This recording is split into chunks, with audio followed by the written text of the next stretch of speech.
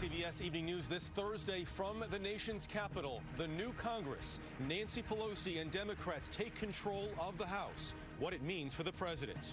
The latest on that deadly winter storm moving through the Southwest, and the World War II survivor who waited 90 years to do this. All that and much more, beginning with the headlines in 60 seconds. The Honorable Nancy Pelosi is duly elected Speaker of the House of Representatives.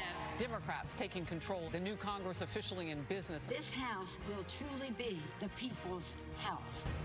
New Congress sworn in the midst of a partial government shutdown. Both parties still dug in. Without a wall, you cannot have border security. An emotional reunion between the woman who was stuck upside down in a sinking car and her rescuers. They truly saved my life.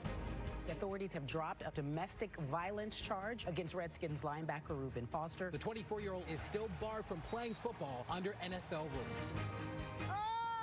A wild ride for a paraglider in Australia. The man tossed off a cliff and into the air by a dust devil. Incredibly, he was not injured. Cue the Pink Floyd. China has landed a spacecraft on the dark side of the moon. Humans have never landed there before. If your New Year's resolution was to get out sweets, you might want to look away. It is now officially Girl Scout cookie season. There's a new cookie in town, caramel chocolate chip. It is gluten-free. When are they going to make a carb-free version?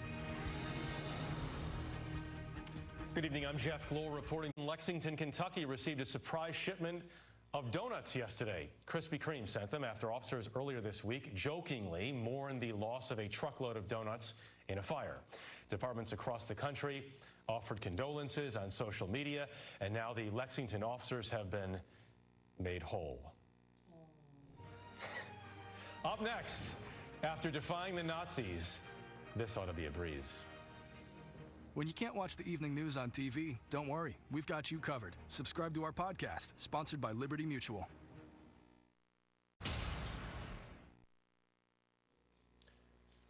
A 9-year-old woman with a heroic past is about to embark on the second most dangerous mission of her life, thanks to an organization called Wish of a Lifetime. David Begnaud takes us along.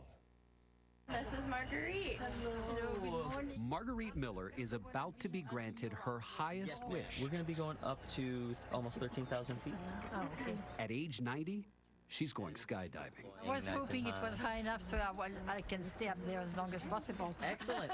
She has wanted to do this since she was a teenager, when she first witnessed bravery during World War II. I just remember those days. Yeah, we lived in Normandy. Our house was bombed down. We lost everything. Marguerite, her mother, and her mother's friend risked their lives as part of the French resistance to the Nazis. They saved 17 members of the Allied forces, including 8 U.S. airmen, by hiding them in their apartment after the men were shot down. When they were shot down over Paris, we see some coming down in parachutes, you know. And then afterwards, we had the stories of all the airmen that we had in our apartment told us how they escaped. Yeah. Is there one that you remember? Oh, all of them. All of them. And we found out they all arrived back safe in this country. And now it was Marguerite's turn to experience what it feels like to parachute out of a plane. Yeah, I wanted to experience like what my husband experienced and lots of the airmen that we had. Her husband, Ed Miller, was an American airman who was also shot down over France during the war. Now, 74 years after Allied airmen parachuted in to liberate her homeland, she floats freely above the United States of America, which today is her home. What are we to take away from what you and your mother did? Well, you must always help your country as much as you can and be proud. It was wonderful. David Begnaud, CBS News, Homestead, Florida.